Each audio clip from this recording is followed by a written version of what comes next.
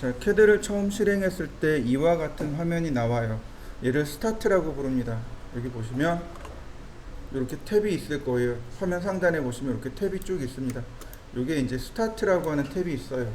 그냥 오토캐드에 이제 시작할 때 나타나는 탭입니다. 무시하셔도 좋겠고요. 어디를 보시냐면, 자, 여기요. 이 부분. A자 써 있죠? A자 있고 그 오른편에 아이콘이 3개가 있을 겁니다. 첫 번째 아이콘이 New, 두 번째 아이콘이 Open입니다. New는 새로운 도면을 시작할 때 쓰는 명령어가 New고, Open은 기존에 작업한 걸 열 때 사용하는 게 Open이겠죠. 네, 그 New 버튼을 누르시면 됩니다. 또 하나, 여기 A자를 누르시면 이렇게 떠요. 여기에 New, Open 있습니다. A자 버튼 누르시면 돼요. A자. 그러면 이렇게 New 버튼이 뜹니다. 자, 누르시면 New. 자, 단축키가 Ctrl N. 이거는 오토캐드 뿐만 아니고 윈도우의 기본 단축키죠. Ctrl 키하고 N 누르시면 이렇게 생긴 대화 상자가 나타납니다. 다 나타났나요? 네. 만약에 이런 대화 상자가 안 나타나면 그냥 엔터를 누르시면 됩니다. 자, 여기 보시면 우리가 써야 될 것이 acad.dwt라는 파일과 acad.iso.dwt라는 파일 두 개 중 하나를 선택하시면 됩니다. dwt는 드로잉 템플릿의 약자로 예제 도면입니다. 예제 도면이란 뜻이고, 우리가 쓸 수 있는 건 acad.dwt 혹은 acad.iso.dwt 두 개 중에 하나를 선택하시면 돼요. 어떤 걸 선택해야 되냐면 acad.iso.dwt를 선택하신 다음 오픈 누르시면 되겠습니다.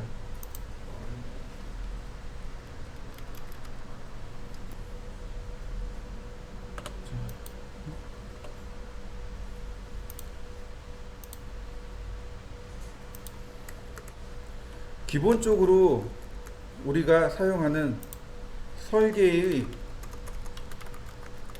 기본 단위가 있습니다. 어떤 단위를 쓸까요? 미터, 센티미터, 밀리미터, 인치 혹은 피트. 설계를 할 때 기본적으로 쓰는 단위들이 이렇게 있는데, 이 중에 우리나라는 밀리미터를 기본으로 사용합니다. 센티미터를 쓰시면 안 돼요. 미터 쓰시면 안 됩니다. 밀리미터를 기본으로 설명합니다. 예를 들어서 여기 1000밀리야 혹은 1000이야 이렇게 얘기합니다. 여기 2000, 여기 900 이렇게 얘기해요. 밀리미터 생략하고. 그러면 예를 들어서 1000이 그러면 1m란 뜻이에요. 900 그러면 90cm. 예를 들어서 15만 아니 15만이면 150m죠. 15만이면 150m. 네. 15,000 그러면 15m 이런 식이 됩니다. 밀리미터 단위를 사용합니다. 근데 미국이나 영국은 어떤 걸 쓸까요? 인치 피트를 사용합니다. 자, ISO라는 말이 있어요. 아까 어떤 걸 썼냐면 acad ISO라는 말을 썼죠. 네, 이렇게 보시면 돼요. KS, GIS, DIN, ANSI, ISO. 자, 무슨 뜻일까요? 제가 적어둔 단어들. 각 나라 공업 규격을 말합니다. KS는 우리나라죠. 코리안 스탠다드. GIS는 일본입니다. D는 독일이고 ANSI는 미국입니다. 그럼 IS는 뭘까요? 국제 표준기구, 국제공업 표준기구를 말합니다.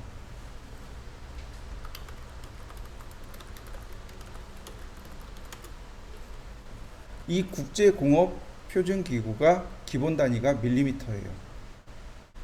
자, 되게 유명한 일화를 하나 설명을 해드릴게요. 자, 미국에는 나사라는 기구가 있습니다. 너무 잘 알아요. 네. 지금 여기 메모장 다 올려주신다는 거죠? 네. 메모장도 유튜브에 올려드릴 거예요. 나사라는 그 미국의 기구가 있죠. 그 우주선 만들고 우주를 여행하는 기구죠. 이 나사가 주로 하는 일이 주로 우주선을 쏘는 일이죠. 되게 오래 전 네, 일화 중에 하나인데 뭐냐면 우주선을 쐈는데 우주선이 올라가다 중간에 폭발했어요. 뭐 우주선이 한두 푼이라 야죠. 이번에 폭발했네. 그리고 그냥 무시할까요? 아니죠. 우주선이 폭발했네요. 왜 폭발했는지 하나하나 다 따져봐야 되겠죠. 따져보니까 무슨 문제가 생겼냐면 우주선에 문제가 없었어요. 사람들한테 문제가 있는 거예요. 나사 안에 근무하는 엔지니어가 밀리미터를 사용하는 엔지니어가 있었고 인치를 사용하는 엔지니어가 있었고 서로 단위를 잘못 계산한 거예요. 어떤 사람은 인치로 어떤 사람은 미리로 계산한 겁니다. 그래서 나사가 고민을 하기 시작합니다. 밀리미터를 근간으로 할 것인지 인치를 근간으로 할 것인지. 결론은 ISO를 근간으로 삼기 시작했습니다. 그래서 나사는 ISO를 표준으로 해서 우주선을 설계합니다. 이게 되게 유명한 일화 중에 하나입니다. 우리나라도 뭐 일본도 마찬가지로 ISO에서 유래됐다라고 생각하시면 맞아요.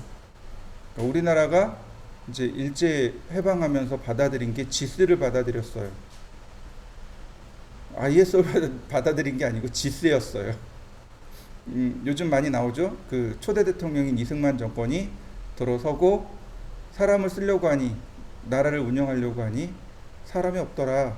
그래서 그러니까 일제 시대 때 썼던 인물들을 그대로 등용을 한 거죠. 그리고 나라의 기틀을 세우는데 어떤 걸 쓰면 편해요? 그 사람들이 일본 편에 있었던 사람들이니까 그냥 짓을 갖다 놓고 쓴 거예요. 그래서 KS하고 지스하고 많이 똑같아요. 저 같은 경우는 기계 설계를 전공했어요. 제가 고등학교 다닐 때 저희 선생님이 그러셨어요. 그 KS가 지스에서 독립하는 날 우리나라는 세계 최강이 될 거야 라고 했어요. 제가 고등학교 졸업한 지 30년 넘었거든요. 아직도 10%? 15%? 이 정도밖에 독립 못했어요. 나라의 근간을 바꾸는 일이라 쉽지는 않습니다. 어쨌든 그래서 KS나 지스는 밀리미터를 근간으로 하고 안시는 인치를 근간으로 합니다. 바로 그 얘기예요. 우리가 New라는 버튼을 누르게 되면 이렇게 New 버튼을 누르게 되면 얘는 인치를 근간으로 한 도면이 되는 거고 얘는 밀리미터를 근간으로 한 도면이 되겠죠. 그러니까 여기서 만약에 잘못 선택하면 도면 자체가 완전히 틀어져 버리는 거죠. 여기서 제대로 선택을 하셔야 돼요. 그러니까 차이점, ISO가 붙으면 무조건 뭐가 돼요? 밀리미터가 기본이 됩니다.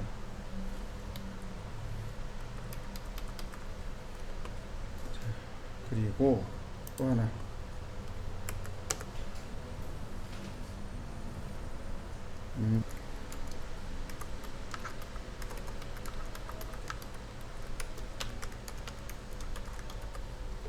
2016 영문 버전으로 공부할 거예요. 가장 최신 버전을 물어보는 분들이 계세요.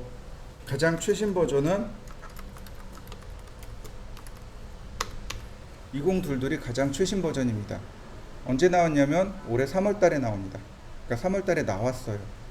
그러니까 매년 3월이 되면 새로운 버전을 출시합니다. 오토캐드는 오토데스크는 매년 3월 달에 새로운 버전을 출시해요.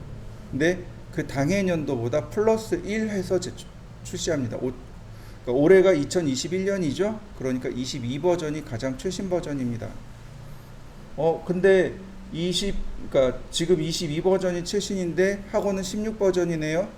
문제가 안 생길까요? 네. 결론은 안 생겨요. 그러니까 쓰고 있는 겁니다.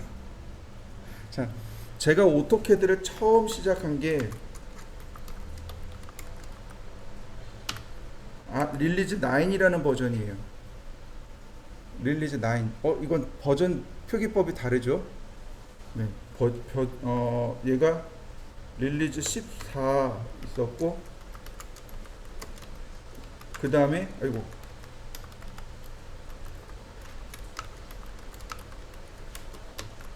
2000 버전으로 들어가요. 릴리즈 15 버전이 2000 버전이에요. 제가 굉장히 일찍 시작한 케이스죠. 근데 이때 썼던 명령어가 이때도 똑같아요. 릴리즈 9에 대한 평가가 뭐냐면 설계에 필요한 모든 명령어는 다 완성이 됐다라고 해요. 그러니까 예를 들어서 릴리즈 9에 썼던 라인 명령어가 22버전에도 똑같이 쓰고 있습니다. 똑같아요. 명령어 사용하는 방법이 동일합니다. 토시 하나 안 바뀌었어요. 그럼 뭐가 바뀐 거냐면 인터페이스가 많이 바뀌었어요. 환경 설정이요. 캐드를 사용하는 방법이 조금 바뀌었어요. 언제 대차게 바뀌었냐면 2009 버전 때 완전히 바뀌었어요. 2009 버전 때 오토캐드가 기존 버전에서 완전히 확 바뀌었어요. 지금 상태로 바뀌었어요. 그래가지고 사람들이 한번 난리가 났었어요. 이게 적응이 안 돼가지고 한번 난리가 난 적이 있었어요. 그게 오토캐드 2009 버전이 그랬어요. 네. 근데 2009 이후로 계속 똑같은 디자인을 사용하고 있습니다. 그래서 크게 문제되진 않아요. 버전하고는 상관이 없습니다. 오토캐드를 사용하는 방법이요. 오토캐드는요.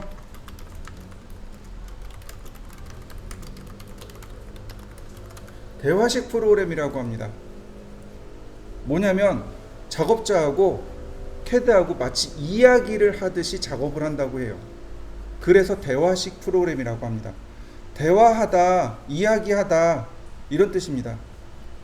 이야기를 하듯이 작업을 합니다. 그래서 대화식 프로그램이라고 해요. 어느 부분이냐면 바로 여기에요. 요거요. 여러분들은 다 하단에 있을 겁니다. 요걸 뭐라고 부르냐면 커맨드 라인이라고 합니다. 커맨드 라인, 우리나라 말로 하면 명령줄. 여기다가 입력하는 거예요. 여기다가 내가 명령을 쓰는 겁니다. 키보드로 선을 그리세요. 라인, 그리고 엔터. 그럼 캐드가 저한테 물어봐요. 스페이시파이 퍼스트 포인트. 첫 번째 점을 입력해 주세요. 제가 여기 했더니 캐드가 저한테 다시 물어봐요. 넥스트 포인트와 언두. 다음 점 입력해 주세요. 또는 취소할까요?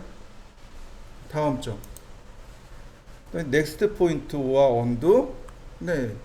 또니 넥스트 포인트 오와 클로즈 오와 언두. 도형 닫으실까요? 취소할까요? 다음 점 넣어주세요. 어때요? 나하고 캐드가 이야기하듯이 작업을 해요. 바로 저 커맨드 라인이 하나도 안 바뀌었어요. 제가 릴리즈 9이요. 저게 언제 나온 거냐면 90년도, 네, 1990년도에 나온 게 릴리즈 9이에요. 제가 군대 갔다 와서 바로 선배들 쫓아다니면서 캐드 좀 복사해 주세요. 그래서 받은 게 저 릴리즈 9이었거든요. 90년대 초반에 나왔어요. 아마 제가 저거 처음 접한 게 92년도에 접했으니까 아마 91년, 92년, 90년 요쯤 어디에 나온 거예요. 그때 썼던 명령어가 지금 21년이잖아요. 아직도 똑같아요.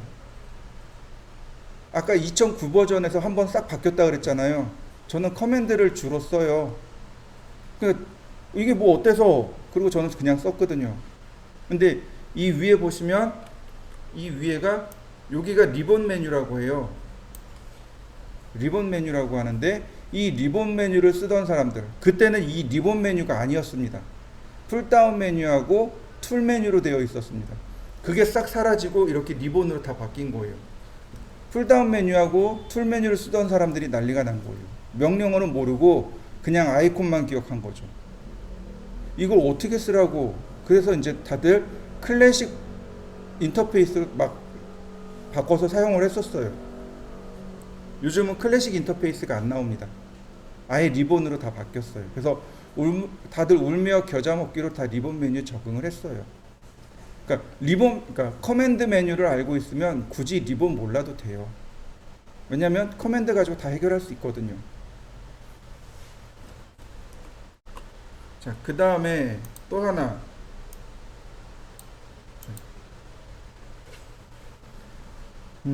그래서 저는 커맨드하고 리본하고 같이 써요. 여러분들도 커맨드하고 리본을 같이 쓰시면 돼요. 왜냐면 어떤 건 리본이 편해요. 어떤 건 커맨드가 편하고.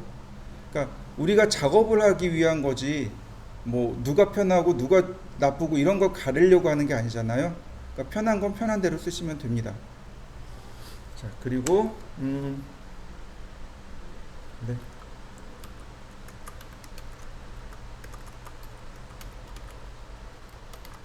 자, 커맨드에다가 이렇게 한번 써볼까요? 리본 클로즈. 여기다가 리본 R I B B O N 클로즈 그리고 엔터. 그러면 리본 사라졌죠?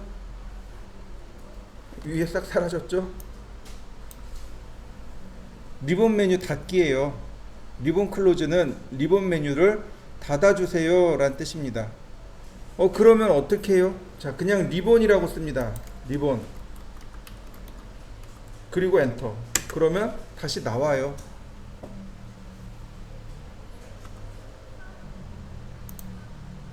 리본 클로즈하고 리본.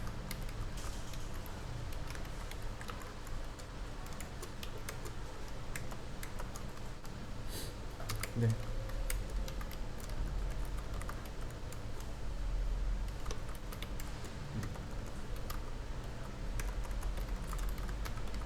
이렇게 보시면 되겠네요. 리본 클로즈라는 리본 또는 리본 클로즈는 리본 메뉴 열기 혹은 리본 메뉴 닫기 이렇게 보시면 되겠습니다. 왜냐면 이걸 지금 설명하는 이유가 많이 물어봐요. 선생님 리본이 사라졌어요. 이거 사라졌어요 라고 하시는 분들이 제법 많아요. 그래서 미리 알려드리는 겁니다. 리본이라고 쓰고 엔터를 치시면 돼요. 자, 그 다음에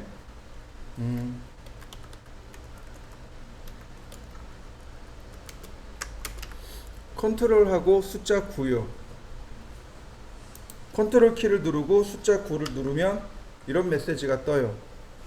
Do you want to close the command line window? 커맨드 라인을 닫으시겠습니까? 라는 뜻이에요. Yes. 그럼 어떻게 되나요? 커맨드 라인이 사라진 거 보이시죠? 네, 다시 컨트롤 9키 누르시면 돼요. 그러면 다시 나타납니다.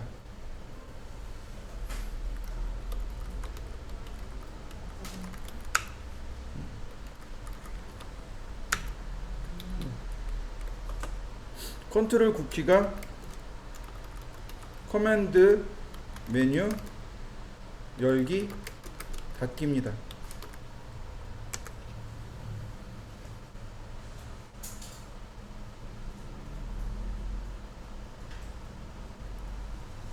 자, 우리가 학원에서 지금 영문 버전을 쓰고 있습니다. 그죠? 정식 버전은 한글 버전이에요. 우리가 정식 루트로 구매하면 한글 버전으로 구매를 하게 됩니다. 당연히 학원은 정식 버전으로 구매한 거 맞아요. 강의하기 위해서 영어 버전을 구해놓은 겁니다. 요즘 라이센스라고 하죠. 라이센스가 학원에 보유되어 있습니다. 단지 강의용으로 영어 버전을 쓰고 있는 것 뿐이고요. 고민을 하고 있어요. 지금 고민이 좀 오래 갈 것 같기는 해요. 캐드를 영어 버전으로 할 것인지 한글 버전으로 할 것인지 이제 그게 고민인 거죠. 아까 명령을 잠깐 보셨지만 전부 다 영어로 나오죠. 우리가 이제 쥐약이 영어죠. 네, 저는 영어 못 하거든요. 그냥 오로지 캐드를 오래 썼으니까 캐드가 저한테 뭐라고 하는지 알고 있는 거지, 캐드 이외의 영어를 들이대면 저는 일자 무식이거든요. 그러니까 고민이 되는 거예요. 이거를 한글 버전을 쓸까, 영어 버전을 쓸까. 근데 보시면 명령어가 어떻게 돼 있어요? 전부 다 영어죠. 네. 한글로 명령어 쓰진 않습니다. 전부 다 영어로 돼 있어요. 그래서 고민하고 있습니다.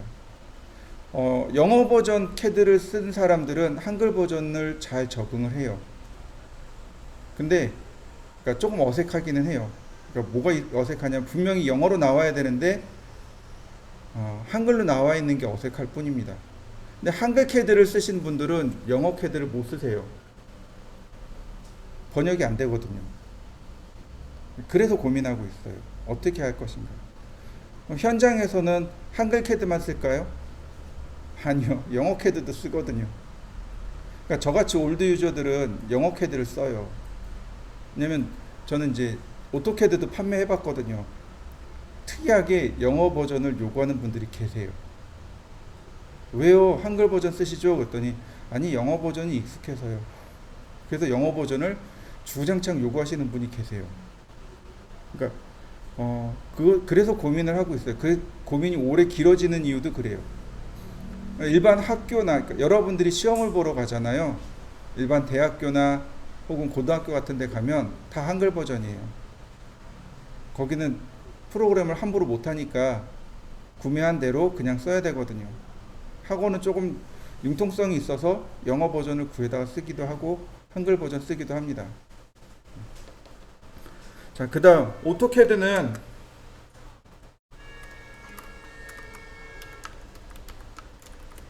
오토데스크라는 회사에서 만든 캐드입니다. 그래서 오토캐드입니다. 오토캐드 해서 오토매틱 캐드가 아니고 오토메이션 캐드가 아니고 오토데스크사에서 만든 캐드란 뜻입니다. 그러니까 이거 자동으로 해주네 이런 개념 없습니다. 100%다 수동입니다. 100%다 여러분들이 하셔야 돼요. 그러니까 여러분들이 많이 그러니까 힘들어 하실 수도 있어요. 오토캐드는 기능입니다. 기능이에요. 이렇게 보시면 돼요. 운전들 하시나요? 네, 대부분 다들 운전하시죠? 처음 차 끌고 나왔을 때 어떻던가요? 첫날 차 딱 끌고 나오면 무섭죠? 주차할 땐 어떤가요? 힘들죠? 지금은 어떤가요? 무덤덤하죠? 가면 가나보다, 쓰면 쓰나보다. 그만큼 익숙해진 거죠. 캐드가 그래요. 캐드는 기능입니다. 그게 기능이에요. 많이 한 사람이 잘하는 겁니다. 제가 잘하는 이유는 단지 먼저 시작한 거고 오래 썼기 때문에 잘하는 거예요. 이런 거 기능이라고 하는 거죠. 캐드는 기능입니다. 그러니까 이런 질문들을 많이 하세요. 캐드를 하면 설계를 하나요? 반은 맞고 반은 틀린 거예요. 이렇게 보시면 돼요. 설계를 하기 위해서 캐드를 쓰는 겁니다. 캐드는 도구예요. 예전에 저는 손으로 설계를 했어요. 컴퓨터로 설계한 게 아니고 손으로 설계했습니다. 그럼 설계를 하기 위한 도구가 있었을 거 아니에요. 자나 컴퍼스나 삼각자나 이런 것들이 있었을 거 아니에요. 그거를 누가 대신하는 거예요? 캐드가 대신하는 거예요. 내가 도구를 잘 다룬다고 해서 설계를 잘하느냐? 그렇지는 않아요. 그냥 기본 지식이 있는 거지, 설계에 대한 기본 지식이 생긴 거지 설계를 잘하는 건 아닙니다. 무슨 뜻인지 이해되시나요?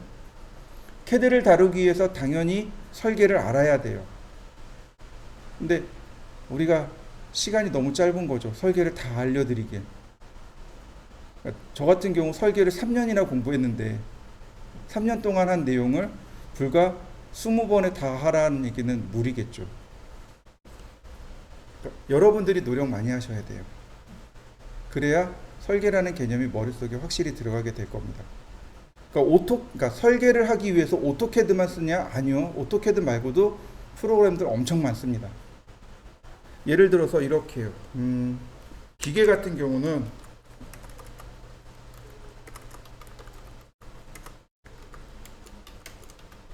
인벤터 혹은 솔리드웍스 또는 프로이 혹은 NX 혹은 카티아 이런 것들이 있어요. 이게 다 설계용 프로그램들이에요. 예를 들어서 여러분들이 나는 자동차를 설계하고 싶어. 오토캐드 가지고는 택도 없는 거죠. 뭘 써야 되냐면 카티아나 NX 프로이를 써야 돼요. 인벤터하고 솔리드웍스 가지고는 안 돼요. 예를 들어서 우주선을 혹은 비행기를 설계하고 싶어요. 그럼 카티아 쓰셔야 돼요. 그만큼 카티아가 잘된 프로그램이에요. 이렇게 보시면 돼요. 로우 레벨이 있고 하이 레벨이 있고, 그 다음 오토캐드는 로우 레벨도 아니에요. 저 아래에 있는 거예요. 인벤터하고 솔리드웍스가 로우 레벨입니다. 프로이 NX가 미들웨어예요. 중간급이고요. 카티아가 하이엔드급입니다. 이렇게 비교하시면 돼요. 오토캐드 한 카피당 얼마쯤 할까요? 지금은 없어졌지만 옛날 연구 라이센스를 판매할 때 오토캐드는 한 480만원에서 500만원 선 했었어요. 인벤터하고 솔리드웍스는 대략 한 1200만원 정도 했었어요. 프로이하고 NX가 한 5천만원 해요. 카티아는 1억 정도 갑니다. 한 카피에. 금액 자체가 달라요. 실제로 어디지? 대우자동차였나? 지금은 없어졌죠. 대우자동차가 저 카티아 썼거든요. 자동차 설계할 때. 지금 무슨 그 배 만드는 회사들 있잖아요. 중공업들 다 카티아 써요. 이런 거 있잖아요. 그 배를 딱 만들고서 풍랑이 일어요. 그러면 이제 어느 순간 배가 전복될 거 아니에요. 그런 시뮬레이션이 가능한 게 카티아예요. 차가 있어요. 그러면 왜 풍동 실험이라 그러죠? 그 선풍기 이만한 거 돌려놓고 바람 이렇게 지나가는 거 테스트 하잖아요. 솔리드웍스부터 다 돼요. 그 실험이 다 돼요. 어떤 기계가 있어요. 유압으로 힘을 이게 밀어 넣을 거예요. 그럼 그 안에 힘이 얼마나 걸리는지, 어디부터 부서지는지 이런 거 다 가능해요. 계산이 다 알아서 해줘요. 오토캐드는 2D 캐드예요. 얘네들 다 3D입니다. 그리고 얘네들을 뭐라고 하냐면 전용 캐드라고 합니다. 순서가 바뀌었다. 기계 전용 캐드라고 합니다. 그러면 건축 전용 캐드도 있겠죠. 캐디안 같은 것도 있고 여러 가지 있어요. 그 중에 이제 많이 쓰는 게 스케치업.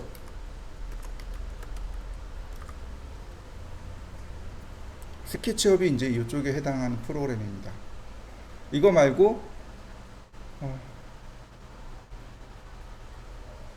여기다 깔아놨는데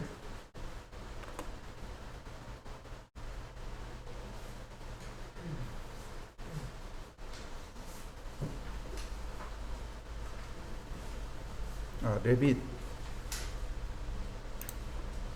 이거 말고 레빗으로 가죠. 레빗 들어보셨나요? 레빗이라는 캐드가 있어요. 얘가 건축 전용 캐드라고 보시면 돼요. 이거 말고 전자 전용 캐드도 있어요. 오아 캐드. 기계가 전기나 전자 같은 거 오아 캐드로 설계해요. 기판 설계한다 그러죠. 기판 같은 거 설계하는 전용 캐드가 있습니다. 오토캐드는요 범용 캐드입니다.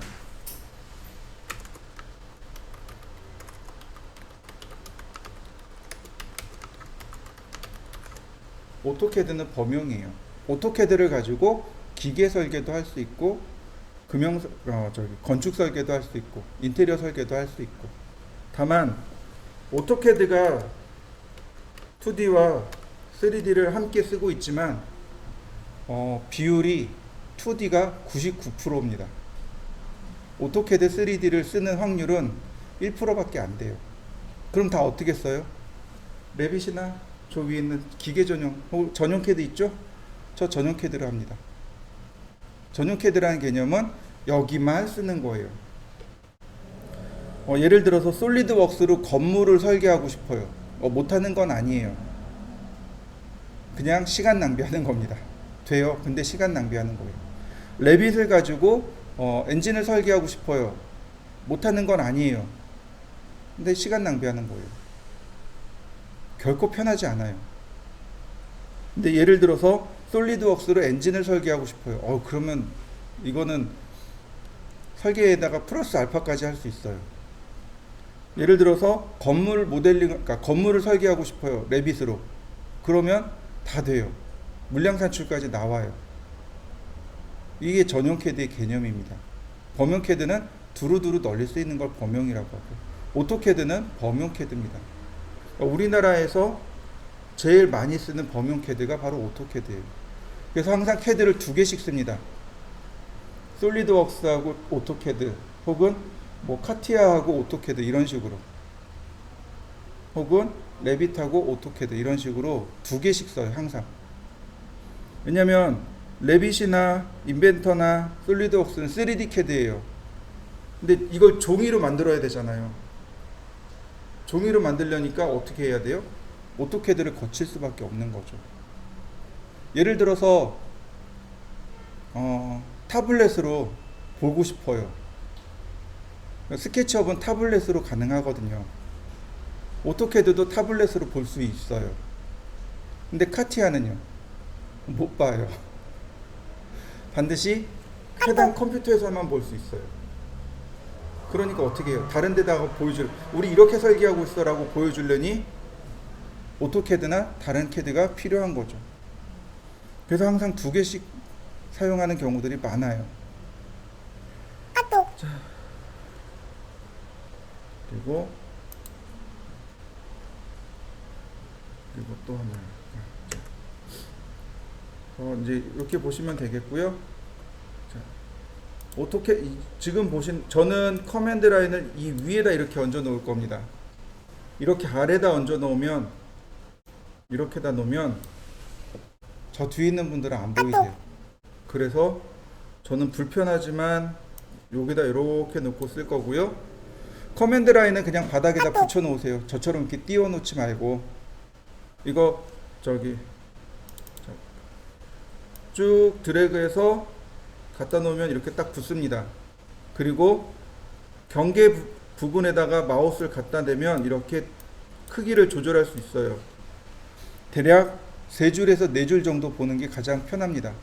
너무 많이 올리면 작업 공간이 부족하고, 너무 적게 올리면 라인이 그러니까 내용이 나와요. 그러니까 불편합니다. 한 3줄에서 4줄 정도만 볼 수 있도록 조절해 주시면 돼요.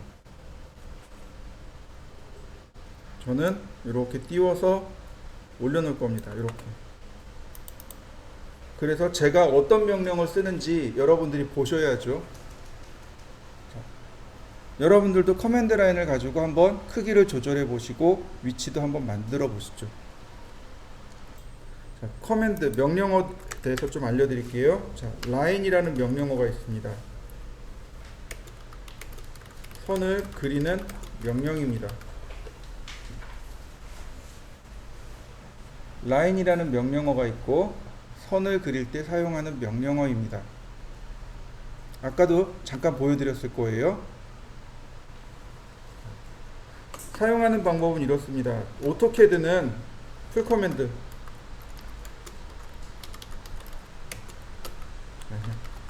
그냥 명령어하고 단축 명령어 둘로 이루어져 있습니다. 명령어가 있고 단축 명령어가 있습니다. 예를 들어서 line이라는 명령어가 있죠.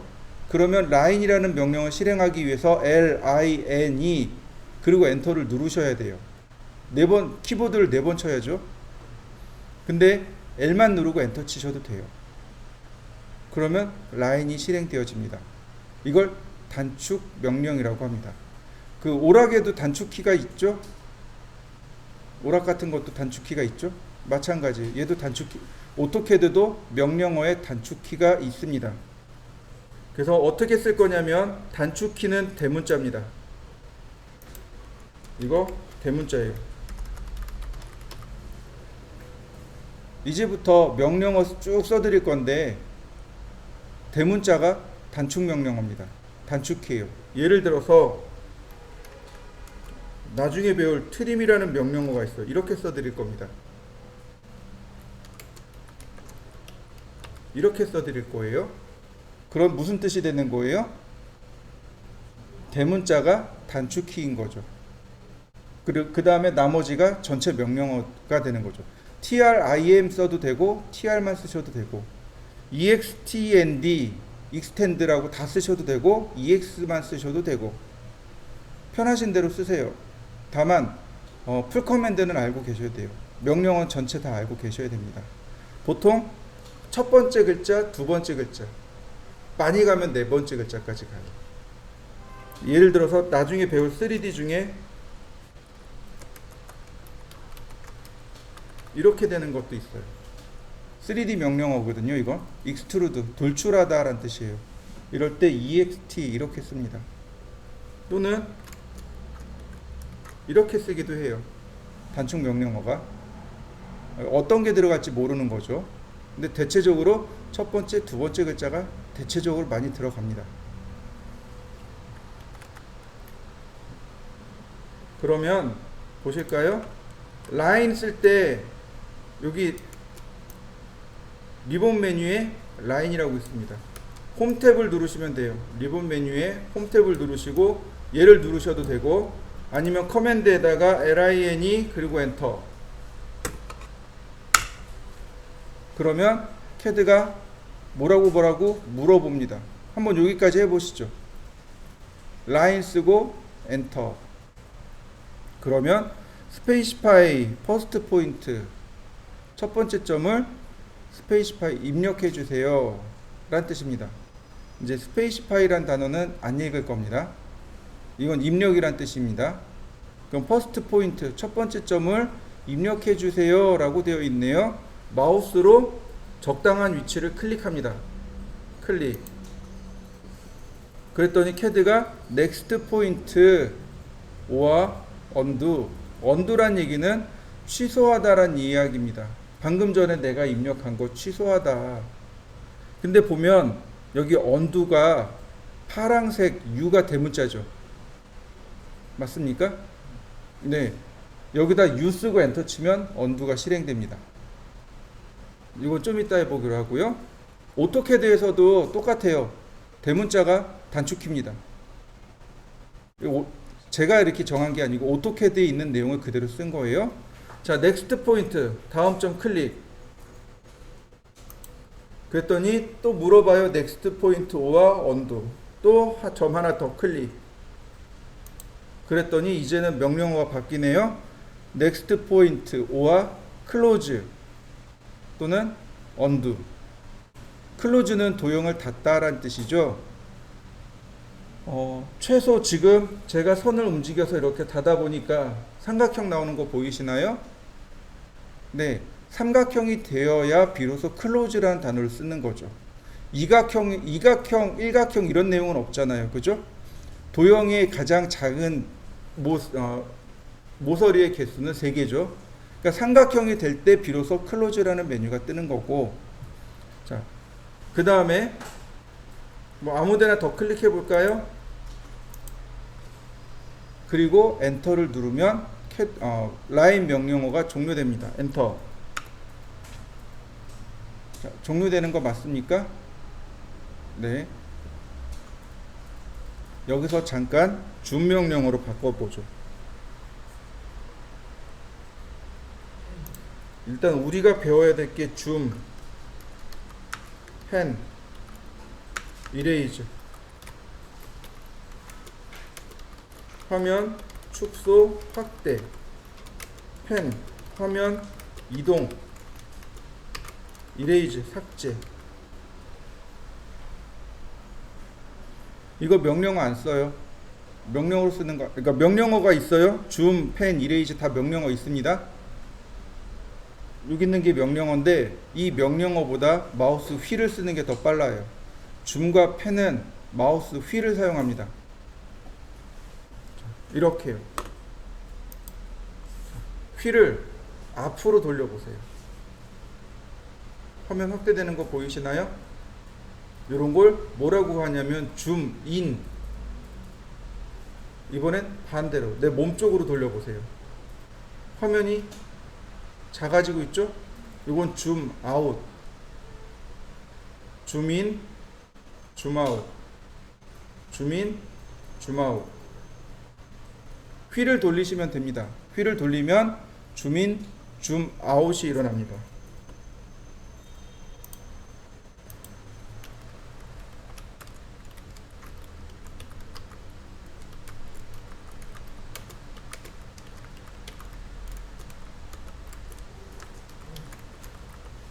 줌인, 줌아웃이 돼요. 휠을 돌리면. 그 다음에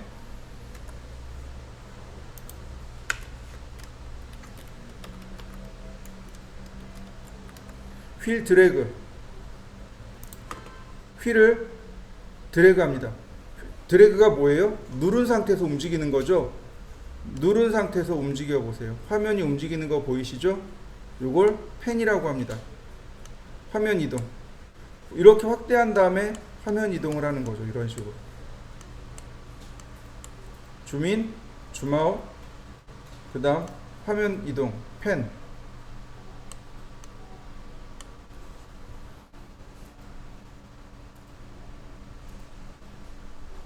잘 되나요? 네. 그 다음에 하나 또 있어요. 휠 더블 클릭이요. 더블 클릭이 뭔가요? 연달아 2번 누르는 거죠. 아마 한 번도 안 쓰셨을 거예요. 휠을 연달아 더블 클릭합니다. 그러면 이렇게 화면 맞춤이 일어나요. 다시 볼까요? 휠 더블 클릭. 이걸 줌 익스텐트라고 합니다.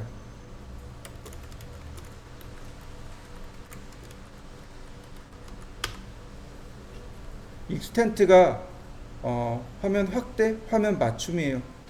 객체를 화면에 전체 맞춤해 주는 것.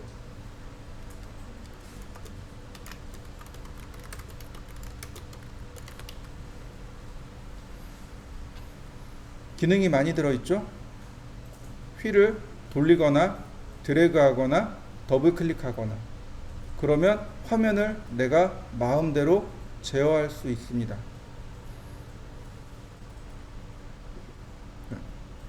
삭제하는 방법과 선택하는 방법 알려드리죠.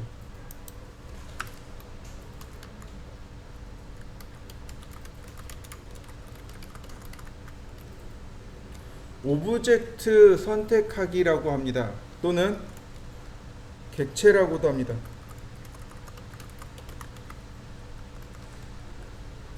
객체 또는 오브젝트 이렇게 이야기합니다.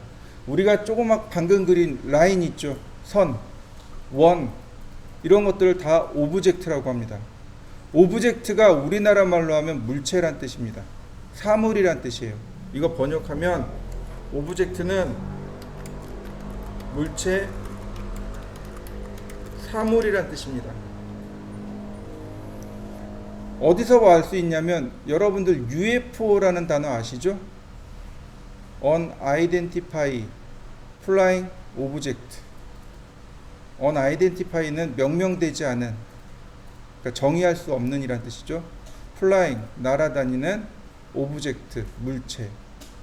물체예요. 물체, 사물 또는 객체 이렇게 부릅니다.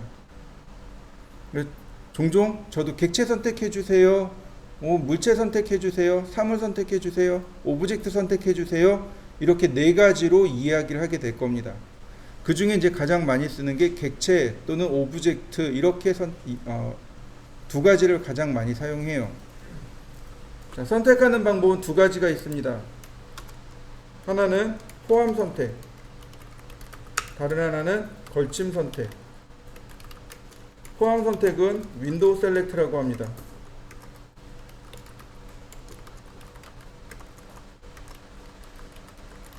걸침 선택은 크로스 셀렉트라고 합니다.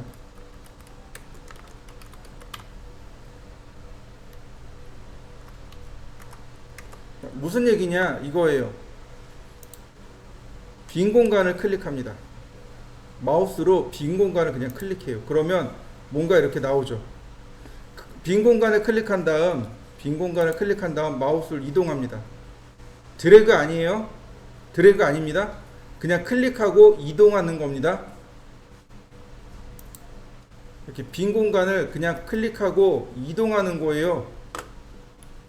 빈 공간을 클릭한 후 버튼에서 떼고 이동하는 겁니다.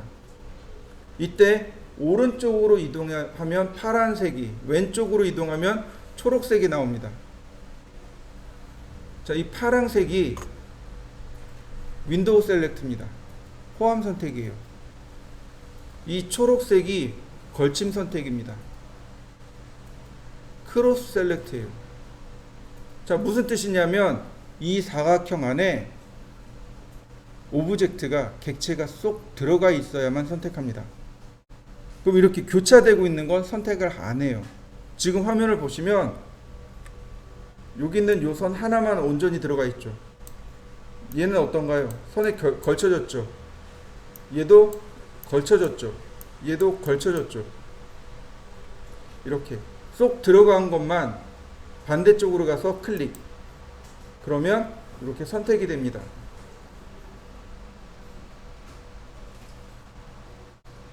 이 상태에서 키보드에 del 키를 누르면 돼요. 그러면 삭제가 됩니다.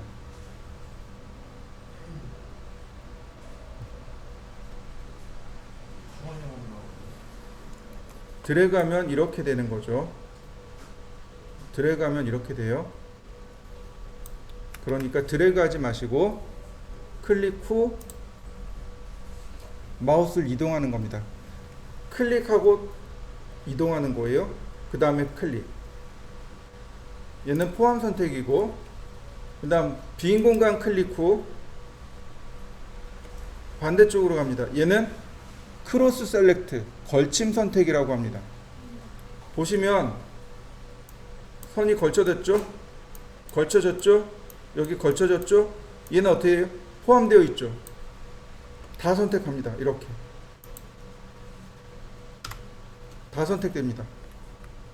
크로스 셀렉트는 윈도우 셀렉트를 포함하고 있습니다. 포함 선택도 됩니다. 그러니까 크로스 셀렉트는,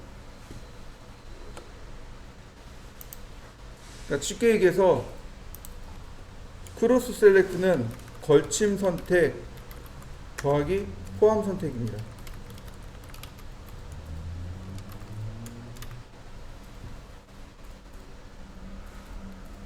자, 그리고 이렇게 선택됐을 때 뭐라고 하냐면 그립 모드라고 합니다.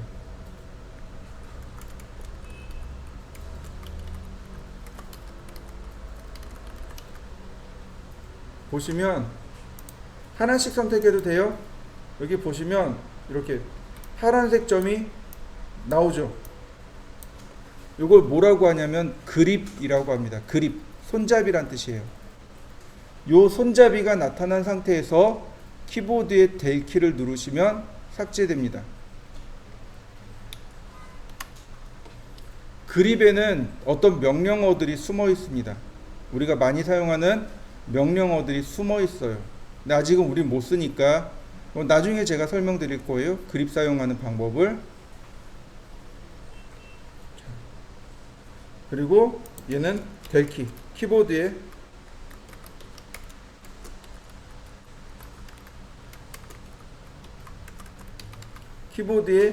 del 키를 누르시면 삭제됩니다. erase라는 명령을 쓸 수 있어요. 이렇게요. erase. 그러면 select object라고 뜹니다. 이거 무슨 뜻이냐면 객체를 선택해 주세요. 지우고자 할 객체를 선택해 주세요. 이런 뜻입니다. 선택하면 돼요. 빈 공간 클릭 후 선택됐나요? 그리고 엔터. 그러면 삭제가 됩니다. 여러분들도 전부 다 한번 삭제해 보시죠. 설명하시는 분들은 계속 하시고요. 간단하게 언두와 리두에 대해서 설명하죠. 언두는 실행 취소죠. 네. 언두라는 명령을 쓰셔도 돼요. 근데 대체적으로 컨트롤 Z키를 많이 누릅니다. 컨트롤 Z키를 누르면 내가 작업한 거 실행 취소하는 거죠. 그 다음에 컨트롤 Y는 되돌리기입니다. 그러니까 언두를 되돌리게 할 때. 자, 화면 잠깐 보세요. 컨트롤 Z 그러면 어떻게 되나요? 내가 작업했던 내용이 계속 취소되고 있는 거 보이시죠? 되돌아가기. 근데 컨트롤 Y는 어때요? 다시 복구되는 거 보이시나요? 네. 컨트롤 Z, 컨트롤 Y를 이용해서 사용하는데 그게 바로 얘입니다. 여기 언두와 리두입니다. 화면에 아이콘으로 있죠? 언두와 리두. 자, 라인에 대해서 조금만 더 알아보도록 하죠. 라인. 자, 커맨드 라인은 이렇습니다. 반드시 여기를 클릭하지 않아도 돼요. 오토캐드 여기에, 캐드 여기에 오토캐드가 포커스가 되면 키보드 쓰면 돼요. 자, 보세요. 지금 캐드를 한번 클릭했죠. 글자 들어가는 거 보이시나요? 네. 그냥 포커스가 오토캐드한테만 있으면 키보드 쓸 때 그냥 다 커맨드 라인으로 들어갑니다. 예전에 그런 분이 계셨어요. 어떻게 그러니까 명령어 쓰세요 그러면 꼭 커맨드 라인을 클릭하고 그 다음에 이렇게 라인을 쓰고 서클을 쓰고 이런 분이 계셨어요. 제가 몇 번 얘기했거든요. 굳이 커맨드 라인 클릭하지 않으셔도 돼요. 그냥 포커스가 오토캐드에만 있으면 됩니다. 말 안 들으시더라고요. 나중에 이유를 보니까 캐드 배우기 바로 전에 그 동사무소에서 운영하는 그걸 공부했더라고요. 거기서 운영체계 공부하고 그리고 바로 오셨더라고요. 그래서 거기서 그렇게 쓰라고 가르쳐줬다고 반드시 그렇게 해야 된다라고만 얘기하시더라고요. 네, 꼭 그렇게 하지 않으셔도 됩니다. 반드시 여기 안 누르셔도 돼요. 이거 안 누르셔도 돼요. 그냥 바탕화면 아무데나 이렇게 클릭해 놓고 혹은 이 타이틀 바 클릭하고 하셔도 됩니다. 우리가 작업을 여러 개 띄워놓고 작업하죠. 그러다 보니까 포커스가 다른 쪽으로 넘어가는 경우가 종종 있어요. 이런 식으로 지금 포커스가 어디 온 건가요? 메모장으로 온 거죠. 자, 지금은 포커스가 어디로 왔나요? 오토캐드로 넘어온 거죠. 이렇게 캐드로 넘어오기만 하면 돼요. 그러면 바로 키보드로 그러니까 친 내용은 전부 다 커맨드로 들어갑니다. 자, 제가 라인이라고 썼습니다. 그리고 스페이스바를 누릅니다. 어떻게 되나요? 명령어 실행되나요? 여러분들도 한번 해보세요.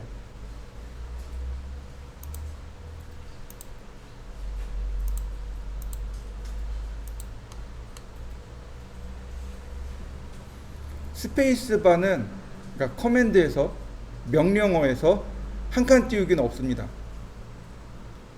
명령어가 뭐뭐뭐 한 칸 띄우고 뭐뭐뭐 이런 건 없어요. 그냥 다 한 줄로 다 붙습니다. 그러니까 명령어를 쓸 때 스페이스바는 곧 엔터와 동일한 역할을 합니다. 명령어를 쓸 때 조건이 명령어를 쓸 때죠. 명령어를 쓸 때 엔터와 스페이스바는 동일한 역할을 합니다. 그래서 캐드를 잘하는 사람들은 왼손으로 키보드를, 오른손으로 마우스를 이렇게 됩니다. 왼손만 가지고도 한 200타 정도 치시는 분들이 많으세요. 그러니까 왜 프로게이머들 보면 이렇게 왼손으로 막 타이프하면서 오른손으로 마우스 제어하잖아요. 근데 그렇게 쓸 수 있어요. 그 정도까지 연습을 하셔야 돼요. 여러분들도. 이렇게 보시면 돼요. F키하고 J키에 요철이 있습니다. 그게 원래 양손 검지 위 자리예요. F가 왼손 검지, J가 오른손 검지. 그래서 손가락이 이렇게 4개 딱 들어가면 맞아요. 그리고 엄지손가락이 스페이스바 자리입니다. 근데 우리는 어떻게 쓰냐면 F키는 약지손가락, J키는 검지손가락 딱 되면 4개가 딱 맞아요. 그러면 키보드를 대충 찾을 수 있습니다. 그리고 엔터 치지 말고 스페이스바 누르시면 돼요. 왜냐면 엔터는 작고 스페이스바는 크죠. 그리고 자연스럽게 엄지손가락이 스페이스바 자리로 잘 가요. 그래서 굳이 엔터 안 누르고 스페이스바를 누르는 경우도 많습니다. 이렇게 지금 선을 그려봤습니다. 여기서 언두를 누르셔도 되고 컨트롤 Z 어떻게 되나요? 명령어 취소되는 거 맞습니까? 다시 볼까요? 선을 다시 그렸습니다.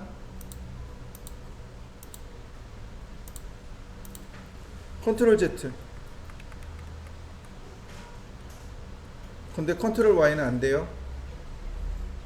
라인 명령어 안에 컨트롤 Y는 안 돼요. 리두는 안 돼요. 왜냐하면 리두라는 명령어가 없죠. 컨트롤 Z만 되는 거죠. 다시 라인 클릭하고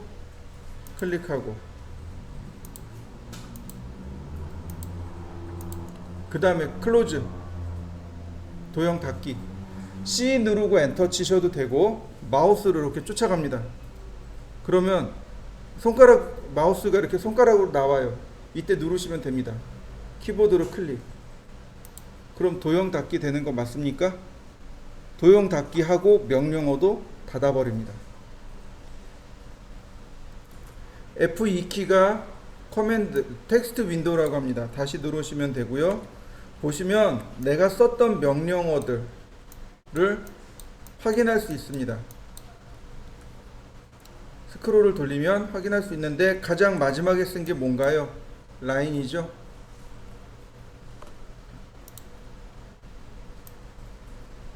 명령어 안 씁니다.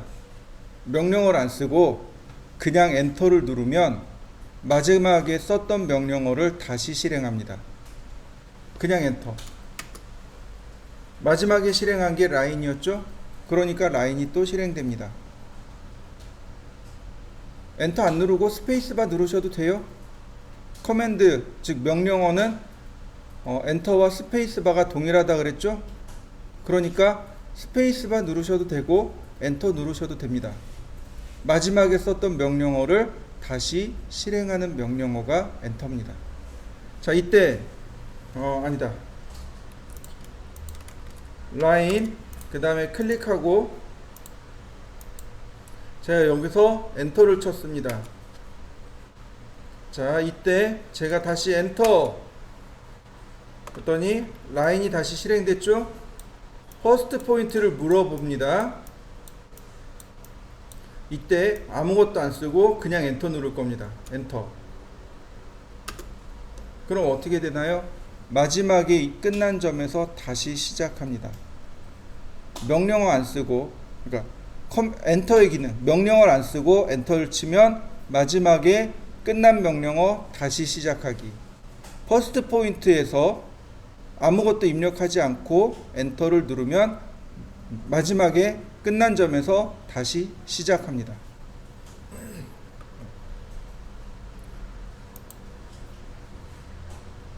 자, 이때 제가 여기서 클로즈를 할 겁니다. 클로즈를 할 거예요. 어디로 끝날까요? 자, 1번 이렇게 닫습니다. 2번 이렇게 닫습니다. 얘가 1번, 얘가 2번. 어떻게 될까요? 네, 확률은 50%입니다. 2번으로 가요.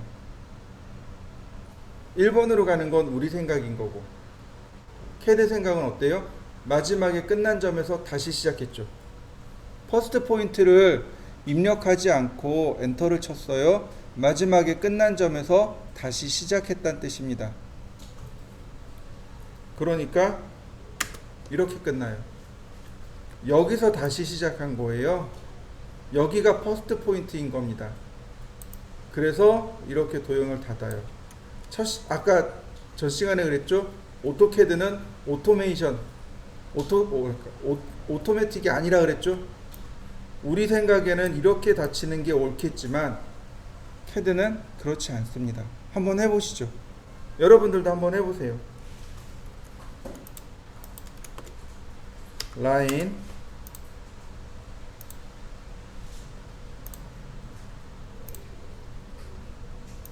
그리고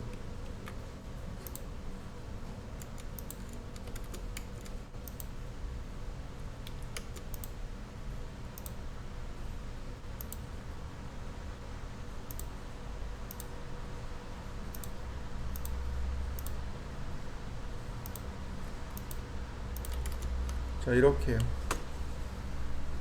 보통 이런 거 테두리 글씨라고 하죠. 이 테두리 글씨를 쓰시는데 저처럼 쓰실 필요는 없습니다.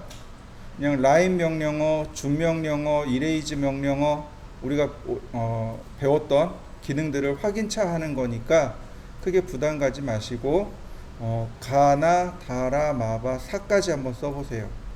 가에서 사까지. 아부터는 뭐가 나와요? 원이 나오죠? 우리가 안 배운 거죠? 굳이 할 필요는 없습니다. 배운 것만 하면 돼요. 가부터 사까지 이렇게 테두리 글씨를 한번 써보세요. 못 써도 상관없습니다. 이번엔 조금 더 정밀하게 사용하는 방법에 대해서 알아볼 텐데요. 우리는 좌표라고 이야기합니다. 좌표 사용하는 방법입니다. CAD는 절대 좌표라는 게 있고 상대 좌표라는 게 있고 상대 극좌표라는 것이 있습니다. 오늘하고 내일 이틀에 걸쳐서 이 세 가지를 공부하고 과제물을 직접 풀어볼 겁니다. 세 가지 중에 이 세 가지 좌표 입력 방법 중에 누굴 제일 많이 사용하냐면 상대 좌표하고 상대 극좌표를 많이 사용합니다. 절대 좌표요? 안 써요. 거의 안 씁니다. 쓸 일이 거의 없어요. 그러면 상대 좌표하고 상대 극좌표는 그냥 케바케라고 보시면 돼요. 그냥 좀 더 편한 거 사용하시는 사람들이 좋아요. 근데 저 같은 경우도 상대 좌표도 많이 사용하고 상대 극좌표도 많이 사용해요. 근데 반드시 얘를 알아야 되느냐? 아니요, 몰라도 돼요. 이거 없어도 도면 그리는데 문제되지 않습니다. CAD는 좌표를 입력하는 방법을 많이 제공해주고 있어요. 그래서 이거 뭐 이해 못해서 좌절하시는 분들이 생각보다 많아요. 이 중에 30%는 좌절하실 거예요. 근데 굳이 좌절하지 않으셔도 돼요. 왜냐면 쉽게 쓰는 방법이 있어요. 자, 먼저 절대좌표 사용하는 것부터 알아보죠.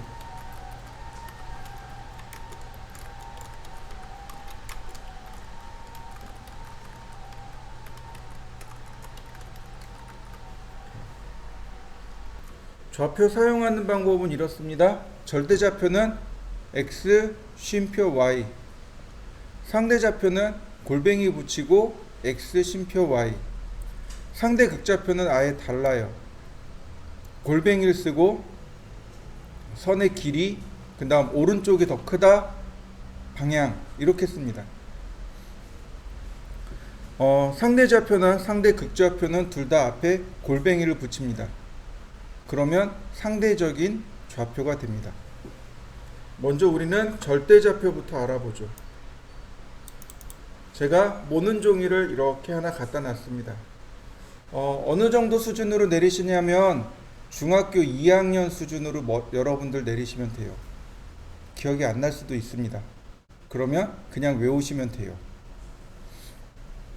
자, 우리가 어떻게 배웠었냐면 이렇게 수평으로 가는 X축과 수직으로 가는 Y축 두 가지 그래프를 그렸습니다.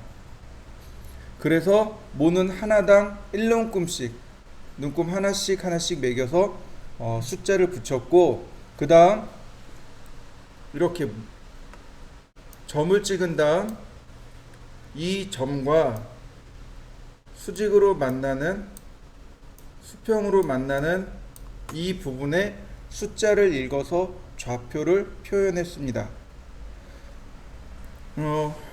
이 X축과 Y축이 만나는 여기를 원점이라고 했습니다.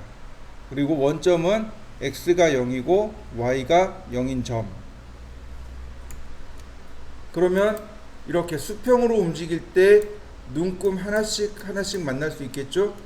자, 예를 들어서 여기 있는 이 눈금은 x가 2이고 y가 0이 되겠죠. 자, 여기 있는 이 눈금은 x가 0이고 y가 3 이렇게 될 겁니다. 맞습니까? 여러분들도 그렇게 배웠고 이제 그렇게 기억을 하시면 돼요. 0보다 작은 쪽, 이쪽은 마이너스, 즉 음수로 내려간다고 했습니다. 음의 숫자. 여기는 마이너스 4, 쉼표 0. 자, 여기는 0, 마이너스 4라고 우리는 쓸 수 있습니다. 즉 x축은 전부 다 y가 0인 선. 그죠? 여기는 어때요? 전부 다 y가 0이죠. 자, y축은 어때요? 전부 다 x가 0이 되겠죠. 0,5, 뭐 0, 마이너스 4 이런 식이 되겠죠. 이게 이제 x축과 y축의 개념이고, 예를 들어서 이 점은 x가 3이고 y도 3이네요. 자, 여기 있는 점은 x가 마이너스 4고 y는 4이고, 자, 이 점은요 x가 마이너스 2이고 y가 마이너스 4고, 자, 이 점은 x가 5이고 y가 마이너스 3인 점. 우리는 이렇게 표시를 합니다. 얘가 절대좌표예요.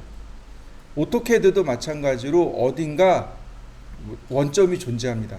이 원점은 안 바뀌겠죠. 자, 그 원점을 찾아보죠.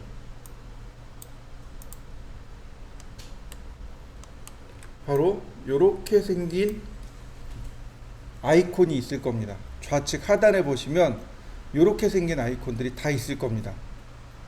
네, 저기가 0,0이에요. 자, 라인이라는 명령을 실행했습니다. 그리고 엔터 쳤더니 퍼스트 포인트, 첫 번째 점을 넣어주세요 라고 돼 있잖아요. 포인트가 그냥 직역하면 점이에요. 근데 의역하면 좌표입니다. 첫 번째 좌표를 넣어주세요 이런 뜻입니다. 여기다가 좌표를 쓰는 겁니다. 0, 쉼표 0, 그리고 엔터. 0,0 찾아지는 거 보이시나요? 여러분들도 한번 해보세요. 0, 쉼표 0 쓰고 그냥 엔터.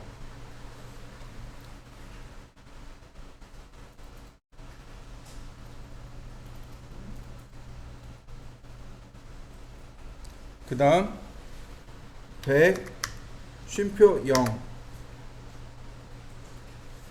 그리고 엔터. 그 다음 100, 쉼표 100, 그리고 엔터. 0, 쉼표 100, 엔터. 그 다음 0, 0, 엔터. 한 변의 길이가 100인 정사각형을 그렸습니다. 절대좌표는 그렇게 어렵지 않아요. 이미 우리 머릿속에 잘 들어와 있습니다. 중학교 때 이거 가지고 많은 예제들을 풀어봤을 거예요. 절대좌표는 크게 문제되지는 않습니다. 우리가 원래 지니고 있던 개념 자체 중에 하나가 절대좌표입니다. 절대좌표는 원점에서부터 얼마 떨어져 있는가를 따지는 게 절대좌표입니다. 근데 이제 상대좌표는 이제 말이 틀려지는 거죠. 자, 상대좌표는 말 그대로 상대적인 좌표를 말합니다. 절대적인 건 0,0에서부터 시작을 해요. 근데 상대좌표는요, 현재점에서부터 시작합니다. 현재 위치에서 따지는 거예요. 자, 이렇게 보시면 돼요. 자, 여러분들 앞쪽이 어딜까요? 한번 손으로 이렇게 가리켜 볼까요? 앞쪽이 어디라고요? 이쪽이에요. 저하고 여러분들의 앞쪽이 다르네요. 왜 다르죠? 네, 서로 위치가 다르니까 그래요. 여러분들은 7, 8쪽을 바라보고 있잖아요. 그러니까 여러분들한테 앞쪽은 이쪽이에요. 근데 반대로 저는 여러분들을 바라보고 있잖아요. 그러니까 저는 앞쪽이 이쪽이에요. 이게 상대적인 개념입니다. 상대적인 개념을 잘 알 수 있는 게 또 하나 있는데 뭐냐면 혹시 그 전쟁 영화 좀 보신 적 있으세요? 남학생들이야 뭐 이제 군대 갔다 왔으니까 다 알 거예요. 전쟁 영화 같은 데 보면 뭐 12시 방향 적기 출현 이런 얘기가 나와요. 혹은 뭐 3시 방향 적 출현 이런 식으로 얘기를 합니다. 그러면 12시 방향이 어디죠? 3시 방향은 어디죠? 제가 이쪽을 바라보고 있어요. 그럼 여기가 12시예요. 근데 내가 이쪽을 바라보고 있어요. 그럼 이쪽이 12시예요. 진행하는 방향이 12시인 거죠. 그러니까 예를 들어서 동서남북처럼 딱 정해진 건 절대좌표예요. 그런데 걸어가던데 진행 방향 앞쪽이 12시가 되는 거죠. 이런 건 상대적인 겁니다. 진행할 때 현재점에서부터 얼마나 떨어져 있느냐 이걸 따지는 게 상대적인 거죠. 자, 여기 똑같은 예지지만 이렇게 보시면 돼요. 아이고, 어디 갔냐?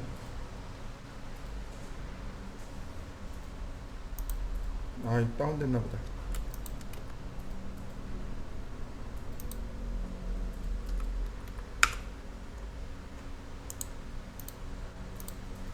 자, 보시면 처음 시작점은 어떻게 되나요? 처음 시작점은 절대좌표로 그릴 수 있을까요? 아니, 상대좌표로 그릴 수 있을까요? 안 되는 거죠. 처음 시작하는 위치라면 상대적으로 절대좌표로 들어가야 돼요. 상대적인 건 절대로 못 합니다. 근데 기준이 필요해서 그래요. 근데 예를 들어 지금 현재 여기 있어요. 이 점과 얼마나 멀리 떨어져 있나요? 현재 내가 여기서 선을 이렇게 그리려고 합니다. 얼마나 떨어져 있나요? X로 5, 10, 15, 20, 25, 30, 35, 40. X로 40 떨어져 있죠. 맞습니까? 네. Y로는요? 동일선상에 있죠. 그러니까 Y는 0. 이게 상대적인 겁니다. 자, 정확하게 얘기하면 이 점의 좌표와 이 점의 좌표를 빼는 겁니다. 정확하게 얘기하면 두 점의 좌표를 빼는 거예요. 자, X가 95고 15죠? 95에서 15를 뺍니다. 그러면 0이 되고, 네, 80이네요. 그럼 5, 10, 15. 이거 10식이군요. 10, 20, 30, 40, 50, 60, 70, 80. 그러니까 80이 되는 거죠. 자, Y도 마찬가지예요. 15, 15죠? 15에서 15를 뺀 겁니다. 그러니까 어떻게 나와요? 0이 나와요. 이거를 일일이 좌표를 보면서 헤아릴 수는 없어요. 일일이 좌표를 보면서 헤아리긴 어렵습니다. 처음이야 이렇게 좌표를 보면서 따져보면 되겠죠. 나중에는 굳이 좌표를 보지 않아도 돼요. 왜냐하면 나중에는 어떻게 나오냐면 이렇게 나와요.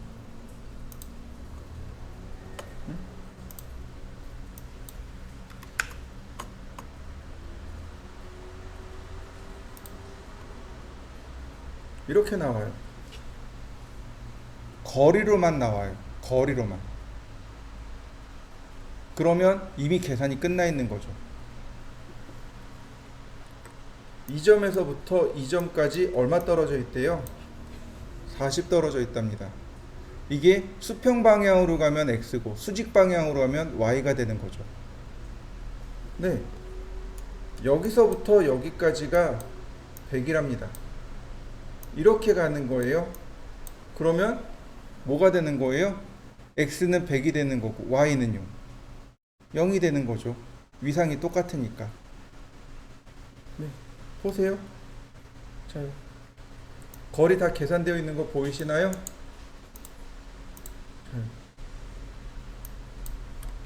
이 점에서 이 점까지 선을 그릴 거예요.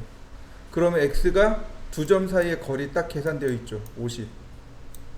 두 점 사이의 거리가 계산되어 있죠. 30. 나중에는 이 치수만 보고 판단을 하셔야 되는 거예요. 골뱅이 쓰고 x로 50, y로 30. 자, 보세요. 똑같은 거지만 이 점에서부터 이렇게 갈 거예요. 그러면 어떻게 되는 거예요? 이게 플러스 방향이고 여기가 플러스 방향이죠. 그런데 여기서 이렇게 그릴 거예요. 그러면 플러스 방향은 이쪽이죠. 이쪽이 플러스 방향이죠.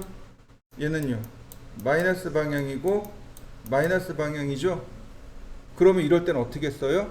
골뱅이 마이너스 50, 마이너스 30 이렇게 쓰게 됩니다. 그러니까 방향에 따라서 플러스 마이너스가 바뀌게 되는 거죠. 아까 이야기했듯이 진행 방향에 따라서 12시가 바뀌듯이 얘도 마찬가지로 그려지는 방향에 따라서 플러스 마이너스가 바뀌는 거예요. 이렇게 생각하시면 돼요. 이렇게 원점이 일로 왔다라고 생각하시면 됩니다. 그러면 플러스 방향, 마이너스 방향이 눈에 들어오죠. 상대 좌표는 원점이 이렇게 따라가는 거예요. 그러면 여기가 0,0이 되는 거죠. 마이너스 50, 마이너스 30 이렇게 되는 거죠. 이렇게요. x가 마이너스 50이죠. y가 마이너스 30이 됩니다. 이게 상대 좌표예요. 상대 좌표라는 건 좌표를 현재 위치에서부터 내가 그리고자 하는 방향까지의 거리를 측정해서 사용하는 것, 그게 상대 좌표의 개념입니다. 그래서 정확하게 쓸 땐 이렇게 씁니다. 골뱅이 델타 x 쉼표 델타 y 이렇게 씁니다. 원래 이렇게 쓰는 게 정상적으로 쓰는, 원칙적으로 쓰는 게 이렇게 쓰는 거예요. 델타 x라고 하는 건 이 점 빼기 이 점이 되는 거죠. 이 델타 x라는 건 x2에서 x1을 뺀 것, 이게 델타 x란 뜻이에요. 델타 y라는 건 y끼리 계산해 줘야 되겠죠. 그러니까 y2 빼기 y1 이렇게 이야기하는 것, 이게 상대 좌표예요. 자, 다시 볼까요? 지금 여기 좌표로 다 계산되어져 있잖아요. 얘를 제가 상대 좌표로 그릴 겁니다.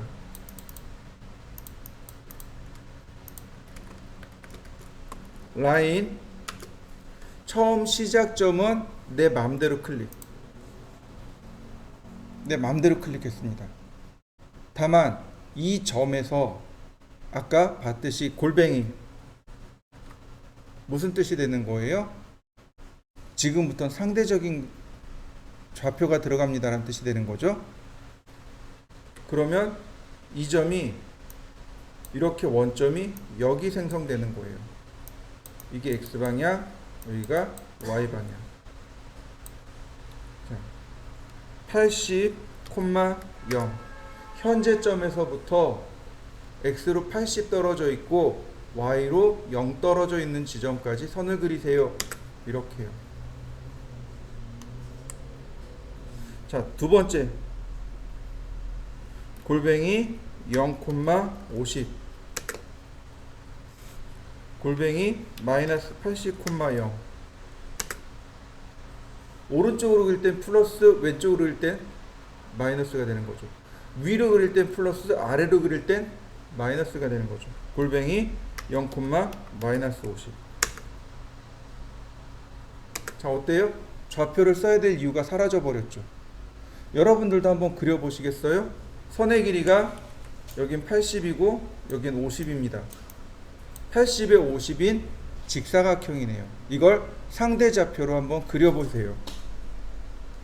캐드를 쓰실 때 두 가지 지금 문제가 있는데, 하나는 뭐냐면 이거예요.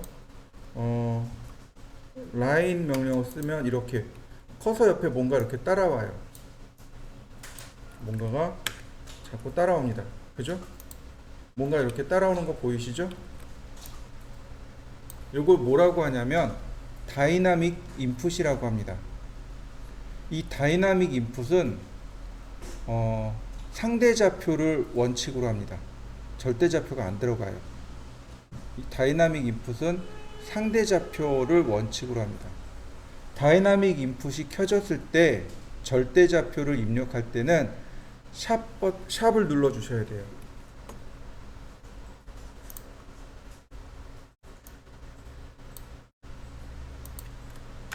DYN 줄여서 이렇게 씁니다. 다이나믹 인풋이라고 합니다. 인풋 동적 입력이라고 하는데, 얘가 켜졌을 때 얘는 절대좌표를 이렇게 샵 쓰고 X, Y 이렇게 쓰셔야 돼요. 다이나믹 인풋이 켜졌을 때. 그리고 얘는 골뱅이를 안 써도 돼요. 얘는 기본이 상대좌표이기 때문에 골뱅이를 안 써도 돼요. 생각보다 많이 편해요. 얘 온오프는 F12키입니다.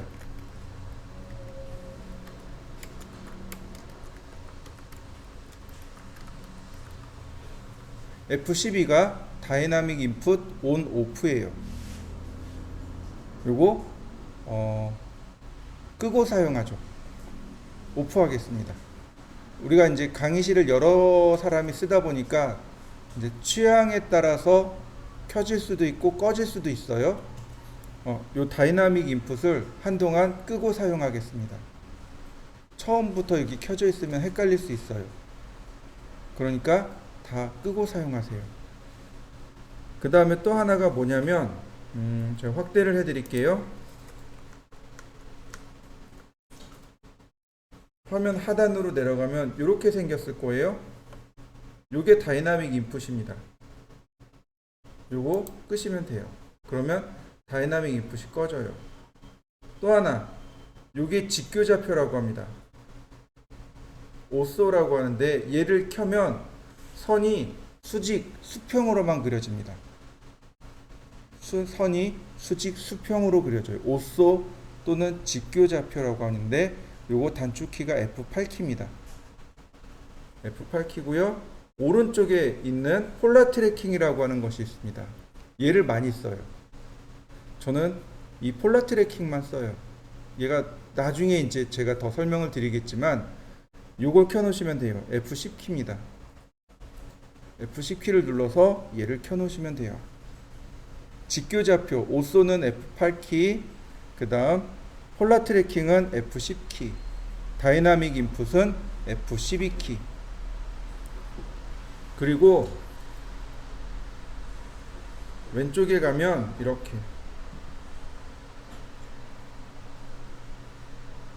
아이고 많이 움직이네. 아이고, 여기 좌표 보이시죠? 한 번씩 누르면 절대좌표, 한 번 누르면 오프, 다시 한 번 누르면 상대좌표, 아니 극좌표 이렇게 돌아가요. 오프, 절대좌표, 상대좌표. 커서의 위치를 파악할 때 사용합니다. 커서의 위치를 사용할 때 파악하는 기능이에요. 옆에 툴팁으로도 이렇게 나와요. 툴팁 나오죠? 그러면 커서의 위치나 선의 길이가 얼마인지 판단할 수 있도록 도움을 받을 수 있습니다.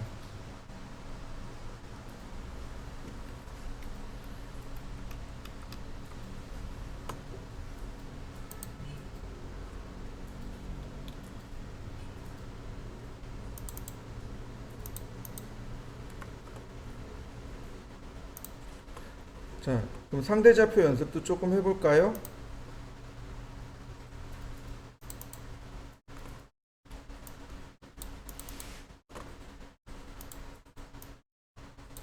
자, 요렇게 떨어져 있네요. 여기 있는 점에서부터 여기 있는 점까지 선을 이렇게 그리려고 합니다. 그러면 골뱅이 x의 길이 하나, 둘, 셋 마이너스 3 하나, 둘, 셋 쉼표 3 이렇게 되겠네요. 맞습니까? 네. 좌표를 보고 읽으면 되니까 한번 잘 보시죠. 자, 이번엔 여기 있는 점에서부터 여기 있는 점까지 이렇게 대각선으로 선을 그릴 겁니다. 그러면 똑같이 골뱅이를 쓰고 x가 1, 2, 3 3, y가 1, 2 3, 2 이렇게 되겠군요. 자, 이번엔 이렇게 해보죠. 이 점에서부터 이렇게 선을 그릴 겁니다. 그러면 골뱅이 마이너스 1, 1, 2, 3, 4 네, 플러스 4가 되겠군요. 똑같습니다. 여기서부터 이렇게 선을 그릴 거예요. 그럼 골뱅이 마이너스 1, 2, 3, 4 쉼표 1, 2 플러스 2 이렇게 되겠군요. 맞습니까? 네. 현재 위치에서 얼마나 떨어져 있는가 거리를 헤아려서 사용하는 겁니다. 근데 중요한 건 이거예요. 우리가 많이 어려워하는 것 중에 뭐냐면 이렇게 수평으로 그릴 때 여기 있는 요점까지 그린다라고 가정해 보죠. 그러면 x로는 1, 2, 3, 4 골뱅이 4, 2고 y는 어떻게 돼요? 0이 되는 거죠. 왜냐면 마이너스 1에서 이렇게 마이너스 1에서 마이너스 1을 빼버리는 거죠. 그러니까 y는 0이 됩니다. 위치 변동이 없죠. 위치 변동이 없으면 0이 되는 겁니다. 마찬가지로 이렇게 수직으로 올라간다라고 생각을 해보죠. 골뱅이 자, 여기도 x가 2고 여기도 x가 2죠. 그러니까 두 개를 빼니까 얼마가 돼요? 0이 돼요. 콤마 1, 2, 3, 4 이해되시나요? 네. 우리가 제일 어려워하는 게 바로 이런 것들이에요. 왜 수직으로 올라갔는데 x가 0인가요? 수평으로 가는데 왜 y가 0인가요? 사실은 두 점의 좌표를 x는 x끼리 y는 y끼리 빼는 겁니다. 원래 빼야 돼요. 근데 안 빼고 그냥 계산하는 거죠. 암산하는 거죠. 그냥 외워버리는 거죠. 수평은 y가 0이고 수직은 x가 0이고 오른쪽으로 가면 플러스, 위로 올라가도 플러스, 왼쪽으로 가면 마이너스, 아래로 내려가도 마이너스. 방향이 이제 이렇게 네 가지 방향, 네 개, 총 8개 방향이 나오게 되네요. 자, 예제를 한번 풀어보죠.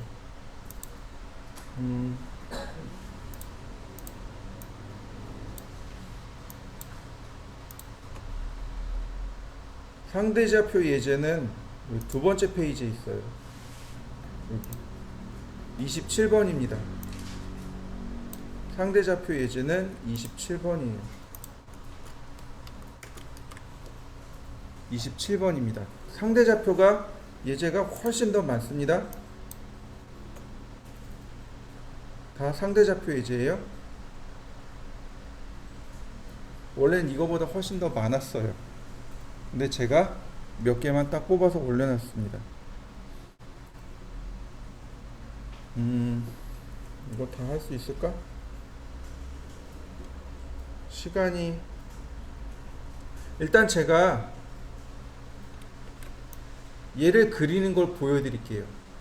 아마 시간 관계상 더는 못할 것 같고 제가 얘를 빨리 그려 볼 테니까 여러분들이 집에 가서 한번 그려 보세요.